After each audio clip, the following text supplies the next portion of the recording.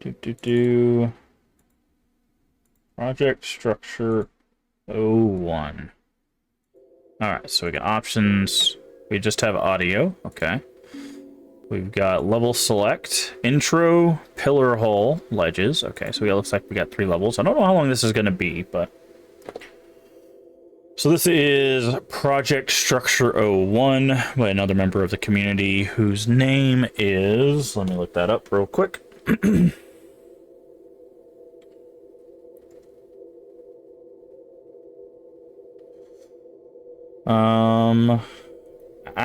Apterius... Oh, Apterius 2. So, here we go. Let's, hit explore. Okay, we got a little intro scene.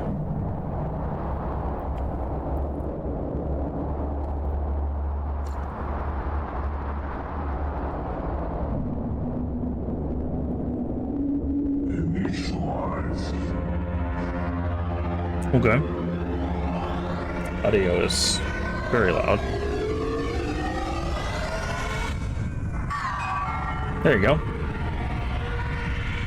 Apterius. Apterus. Maybe.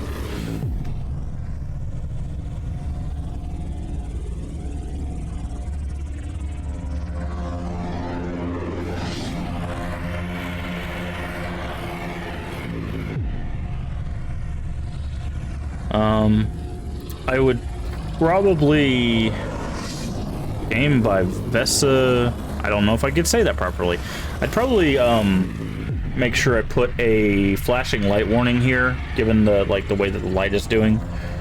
So before that, so that people know that there's going to be flashing lights and stuff, because this can really bother people. Just as a forward there.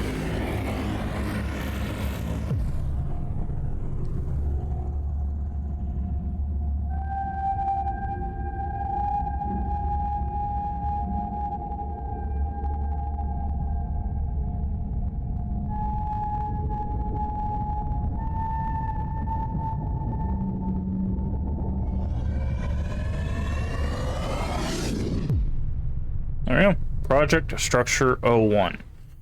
I'm not sure what to expect from this, so we'll go in through. Oof, this one has all of my sensitivity. Actually, it might have acceleration on it, so I'm gonna dial it back just a little bit. That should be fine. Actually, that's still too high. Maybe this. There we go. That's good. All right, so we got stairs and these spheres. Doesn't look like we can interact with those. Oh, we have a nice little, weird Matrix-esque body there. Hold C to see controls. Oh, see, not a lot of developers do this. I really do enjoy this, actually showing the keys. I think that's really, really cool. Okay, Z to zoom, but also right-click to zoom. Sprint, toggle sprint, ducks. Like summons ducks? Ducks doesn't do anything. So I don't know what that means. Unless you mean crouches, which would be something else. Crouching is something. Anyways. So, but I do like this element here. Alright, so where are we going? Ah, down here. I see. Okay, so this is striking me as one of those aesthetic type of games. Pillar holes. Okay. Oh, we have a nice little light around us. That's good. That's good design. So at least we can see the floor. Okay, so we got these floating symbols. I'm guessing we go through that doorway.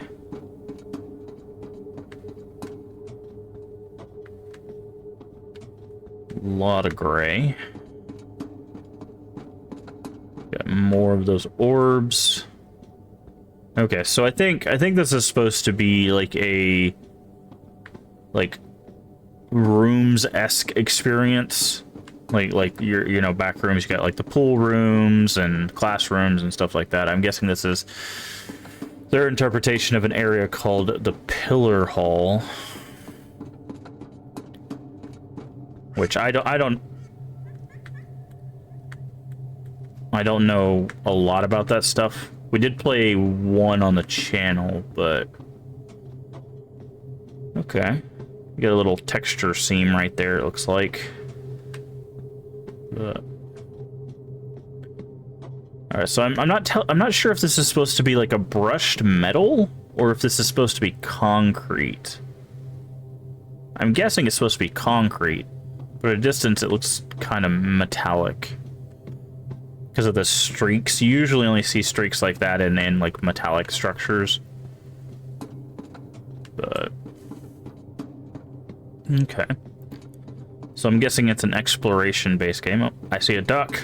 Maybe ducks actually means ducks. Yep. Ducks actually means ducks. Nice. Okay, I was mistaken. Ducks does not mean crouch. It means actual ducks. Alright. Well, at least that gives us an objective to work towards. If you are going for more of a brutalistic design, something you might want to do is actually, there are, what are they called? They're basically, they're metal, beams. They're like support beams that you put in concrete buildings, like parking structure stuff. Not rebar, they're actually like metal. They look like little eye, like from the side they look like an eye, a capital letter I. You could have some of those show up here if you're going for a brutalistic style, so that way you can have something that breaks up the gray. Just have like bars coming in. It would also give you a different texture to allow some of this light to reflect off in different ways. So we're looking for ducks. Quack, quack.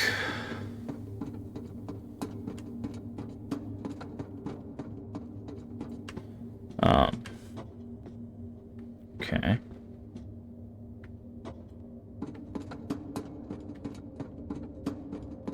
I will say it also is kind of dark. I don't know if you're going for a horror experience or if it's just supposed to be a exploration experience. But one thing, if I'm guessing you've seen Backrooms stuff. One thing that Backrooms really shows is that you could still do spooky stuff in well-lit areas. So what I would do is I would definitely look at like the brutalistic architecture and like how they use shapes, but also how they use lighting. Lighting is very important in a lot of cases, and spaces like this where it's just like dark. Like I can't see what this pillar is. If this is a pillar that's important, you know, like you have lights over here. But like this pillar, I can't see until I get right up on it. So I would maybe look at some lighting. This is interesting though. This definitely attracts. We have an undulating light source. But yeah, this is what I'm talking about. This is actually a good example. You see how you're playing with light here, and you change kind of the structure of what you see. You know, it makes some of these brutalistic shapes look like buildings. That can go a long way as messing with stuff like that. But we'll keep looking. We'll keep looking. But like here, where it's like perfect dark, like I some sort of flashlight or something could be helpful there as well. All right, what do we got? Is this not going to let us pass until we find the other duck?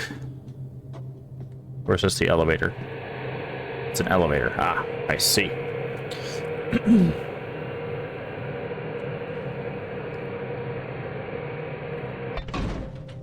Okay, what is that? See, this is one thing I wanted to point out too. This is why lighting could be a little bit helpful. You see, like in the top corners, how everything's kind of dark, like in these side areas. Like what you could do is you could use that to like outline the middle a bit better, because this is like what you could use as a composition shot. If you don't know about composition, the reason why this shot is good is it looks like it could be separated down the middle, and you get what's effectively called a mirror shot. So it's symmetry. It's based on line symmetry, which goes down the middle, and you see the same on either side. But I can't really see like the corners of this middle shape because the light sources are so far away. So all I see is darkness until I get this light, which is here. So now I might step forward and everything get lit up, so that might be a moot point, but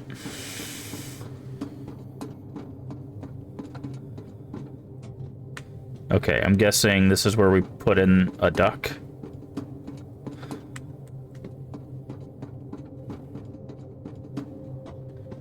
Oh. No? No. Oh. Okay. I guess there is supposed to be some horror aspect to it.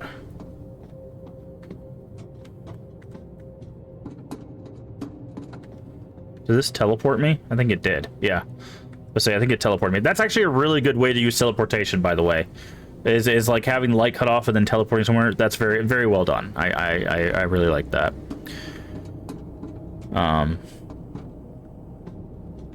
Okay. This is interesting.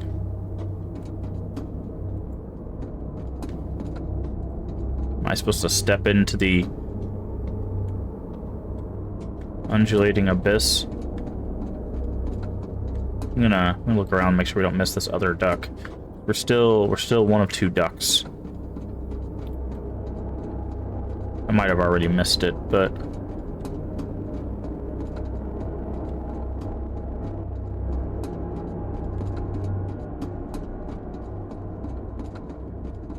oh, got something over here. Looks like mushrooms. Nope, that's the other duck. Nice. Duck collected.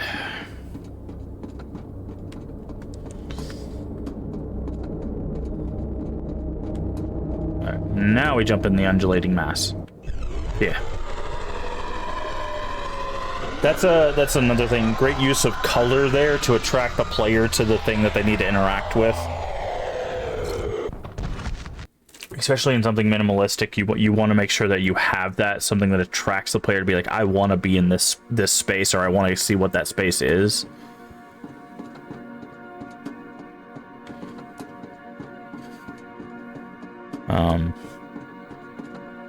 But yeah, so basically, like I mentioned in the last demo, what's happening here, the reason why this like darkness is happening is because you're not really getting ambient light. If this is a texture or some sort of thing with a shader, there should be like some bounce to help like alleviate these dark areas so that when you're looking at it, it's not just pitch black.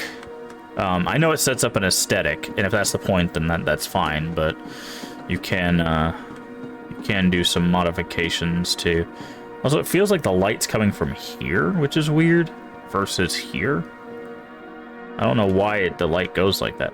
Oh, no, okay, so that's just that's an artifact of the light. That's why it looks like that. I was curious. I was like, I don't know why it has that weird light shape.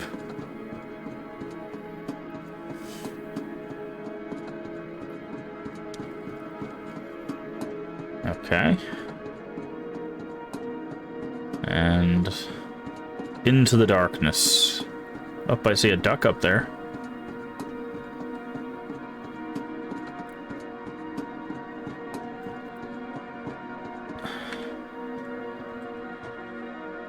Oh, missed the jump. Oof, I cannot see anything. I do not know where I'm at. Okay. Okay, I need to go this way.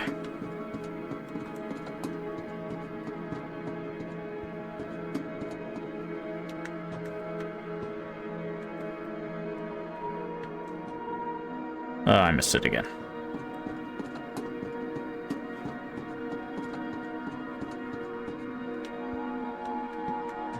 Oh. Oh. Oh. There we go. Oh, 32. Okay, I'm gonna be honest with you. I ain't gonna collect no 32 ducks.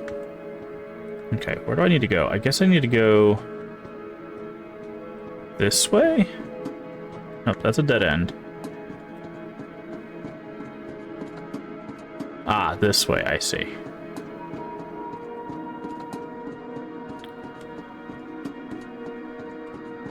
Actually, is that the right way? No, this is the way we came. Wait, there's a light up there.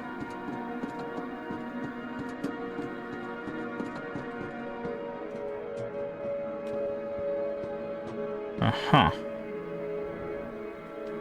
What does this do for us? Nothing. Okay. Ah, but it does put us on the right path, so that's at least somewhat helpful. Ledges. Interesting. One game I would definitely look at if you haven't already. Ooh, this looks interesting in shape. If you haven't looked at, there's a game called Manifold Garden. If you like brutalistic architecture and stuff, that it's a puzzle game. It's not a scary game, but it is a puzzle game. Manifold Garden is insane visually standing.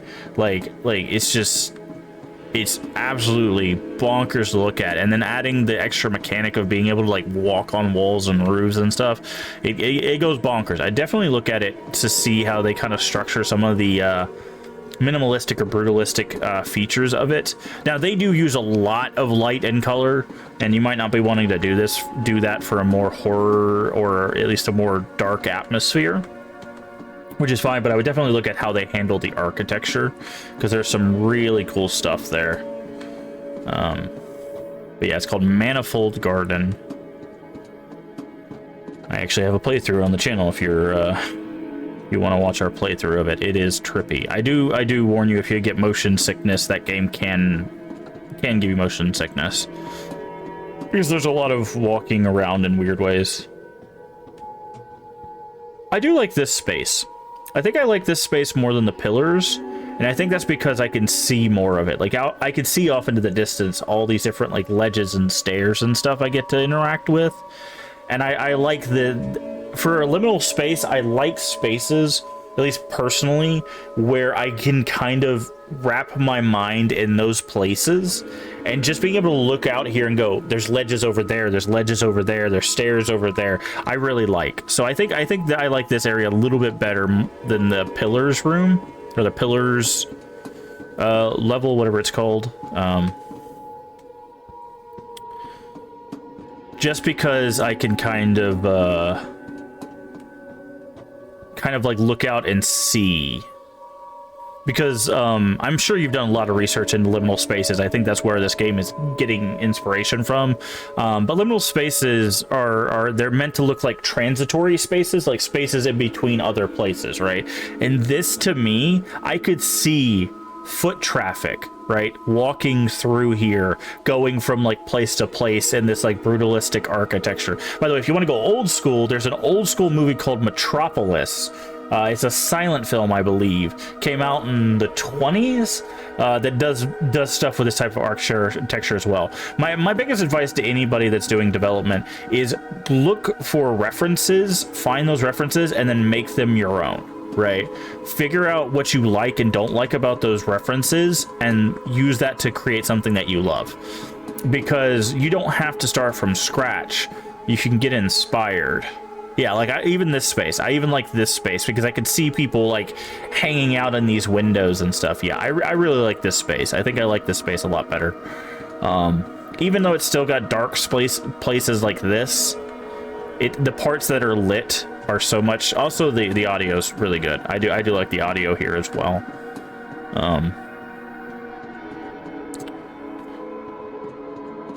But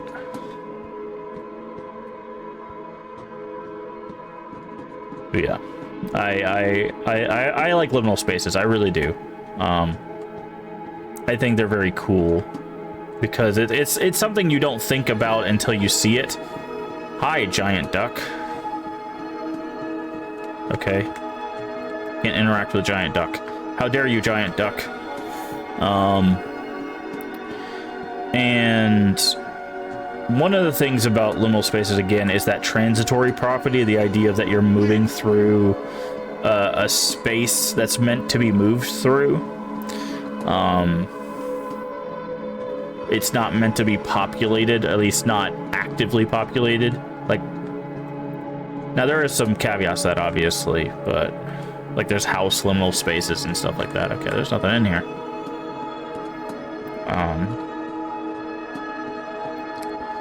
Oh boy. Am I supposed to do a jumping puzzle here? I hope not. I am definitely going to mess it up. Let's go back up. Maybe we can go up and then to the right. Okay, it certainly looks like we can. Yeah. And we got that duck, so let's go this way.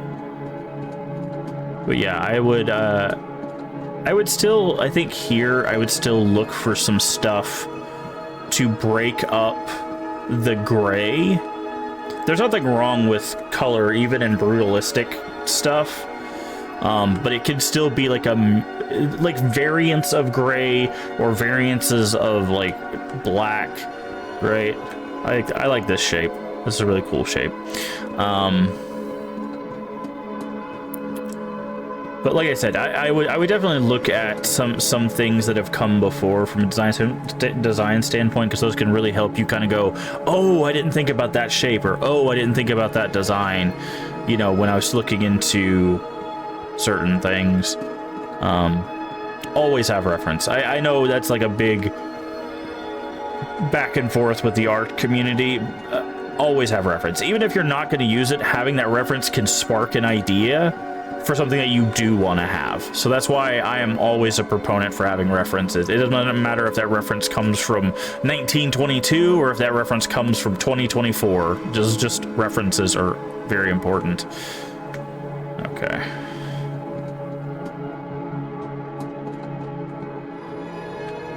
Yeah, see, like this is a good transitory space. I just wish it was a little bit better lit. So if you want the reason why this kind of space works, there are lessons on composition. I'm going to turn down. Can I get to the? Yeah, I'm going to get to the music real quick. The music is pretty loud. Oh, this does have mouse sensitivity. That's nice. I'm going to turn down the audio a bit because it is a bit loud. But shots like this have been used in film for a very long time. If you want a perfect example of a lot of liminal spaces in a very good film, at least in my opinion, The Shining. The way The Shining uses hallways, the way The Shining uses those big grand spaces where it's just, you tell that it's a space that's supposed to have life to it, but there's nothing there. The Shining does a really good job of using liminal spaces, so I definitely recommend checking out stuff like that, especially in film, because film is a moving media. So you can see what that stuff looks like from different angles and different movements and stuff like that. But yeah, The Shining is very good about using those spaces. There's even shots in other movies, like when people are going through trains and stuff. A lot of the trains, especially if they're empty, those transitional spaces, those liminal spaces, are also they'll trigger that same liminal space response.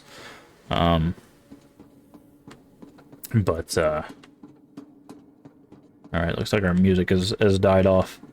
I'm not sure where I'm trying to get exactly, but I'm gonna keep going up. Okay, there's a big old light over this doorway, so I think that's the case. But see, this is kind of what I'm talking about. You see the shot right here. This is another example, albeit a minimalistic example of it, of framing with a mirror or a line of symmetry. So the line of symmetry would cut straight through the middle of the door, and you have the same on either side. Now, something you can do to mess with that is by having like other stuff on the side of it.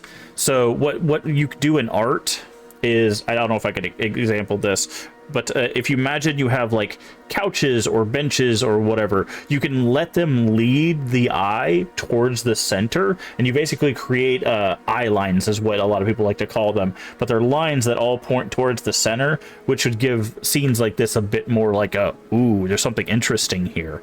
That's both a game design and a aesthetic design thing. But yeah.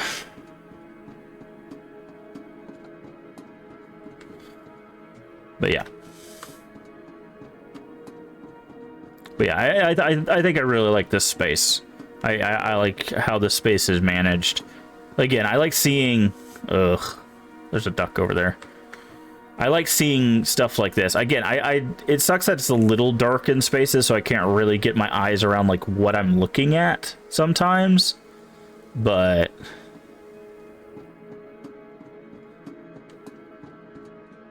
okay. Whoop. Whoop.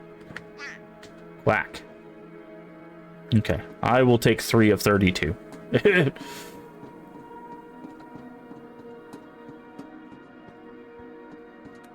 All the mushrooms. See, and this is what I'm talking about. So if you're already using mushrooms for color, which, by the way, this is a good, any developers, this is a good thing to do sometimes, is using light and color. You don't even have to use light, just color sometimes will be enough to lead the player in a direction. It's very helpful, especially if you want, like, to get them with a scare or something.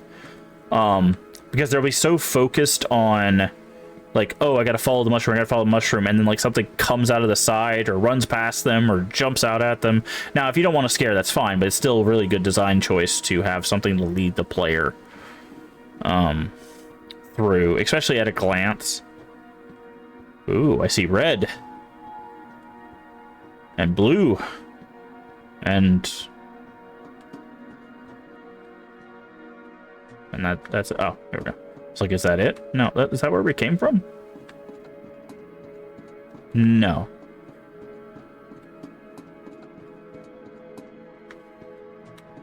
Okay, keep going up, I guess. And we got purple. Yeah, here's another example where, like, it's really dark, so I can't really tell where I'm going. I basically... From game logic, I go, well, if I stick my face close to a wall, I can follow the wall until an objective. If you don't know about, I don't know what it's called, I'll call it maze theory. Basically, if you're ever stuck in a maze that has an entrance and an exit, or an entrance in the middle, if you pick one wall and you follow that wall, you will always get to the exit. So if you stick your hand on like a right hand wall and you follow that, you will always get to the end of a maze. The reason being, now you will hit a bunch of dead ends, obviously. The reason being is because you're walking around the confines of the puzzle, which I talk a lot about when we play puzzle games, is learning where your confines are. So like, here's an example, like, it's like, oh, this leads to a corner. Okay, but I can follow this corner to find the next one. Hi. Are you the one leaving the mushrooms? Are you behind me? No? No? Okay. But yeah, this is what I was talking about. So I would like look at this and I would see that and go, what? You know, that's good. Not having like a, at least I didn't look like it has a physical jump scare, at least not yet. But now we have some lore. We found the creature that's leaving the mushrooms. The question is, why? But yeah. Now, I will say, games like this are... Ooh, interesting.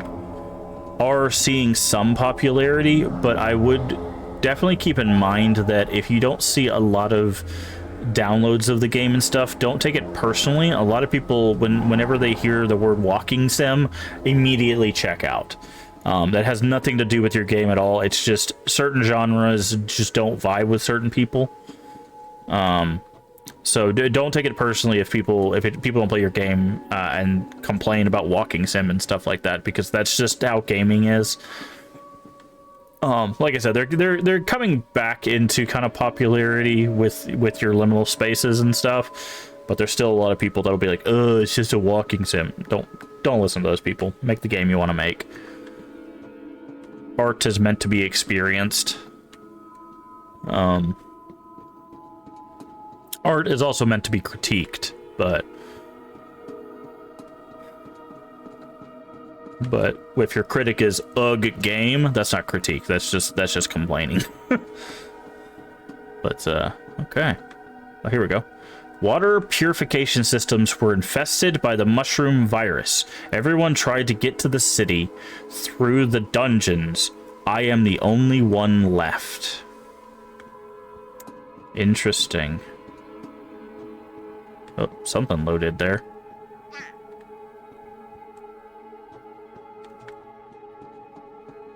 Okay, so we got a little bit of lore. Interesting. I do like this font I would say be careful with certain fonts. People with dyslexia might not be able to read certain fonts very well. I don't have dyslexia, but I do know people that do. So just be careful what fonts you use, and that's just a general development tip. Your serifs and your like Arials and stuff like that. I know they look like boring text, but those could be very helpful for people who have dyslexia. And of course, I'm always about accessibility. In anything that allows things to be rebound so people can play your game, anything that allows people to adjust volumes, adjust colorblind settings, you know, things like that. Now, I don't think this game really needs colorblind settings, because other than the lights that we saw flashing, there's not really been much color. Well, that and the green mushrooms, so. Ooh, I like this. See, this is another good one. I like this space too. But you can see what I'm saying. Like, even this well-lit space still looks really, really good. So that's what I'm saying. In that first pillars area, you could definitely add some lights to show off more aesthetics like this. I like this aesthetic here. The repeating. This is also, if you've not seen, again, I talk a lot about composition because it's very important to design, and there's a thing called concentric circles, which is where the circle close to the camera is big, and then each circle after that gets smaller and smaller at a distance, and that's basically what this effect is. It's just like a triangle, but concentric circles. Am I saying that right? I think so. Anyways, but yeah, it looks like you've definitely at least looked into some framing, or you've looked at some reference that kind of use that kind of framing. So, hey, it's our friend. Hey, friend, you're the mushroom friend. You're real. Are you gonna murder us? Am I gonna go up those stairs and you're gonna stab me in the back? Friend, I tried to help you. It won't open. Oh, maybe there's a lever up here. Oh, it's a button.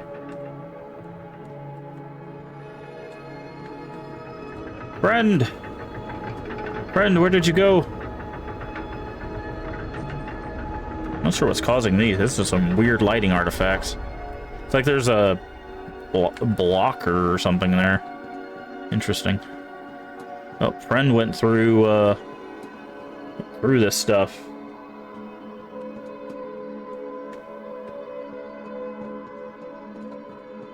But they were friend-shaped. Aha. I don't know what happens if we fall. Hopefully it just resets us to the nearest platform, because I do not know if I'm going to be able to... Yeah, I say I do not know if I'm going to be able to do that. Okay, it does reset to the platform. That's a good system. Resetting to the nearest platform. As long as it's the nearest, like, big platform and not small platform. Again, I'm not going to collect 32 ducks, but... Oh, but it does... Okay, so if you get the duck, you have to... Okay, there we go. I'm not the greatest at jumping puzzles, but... Alright. Very, very foggy here. Okay, you got a broken bridge.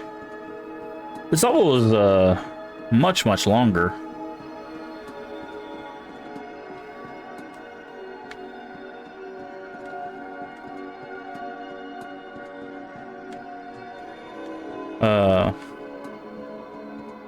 Okay.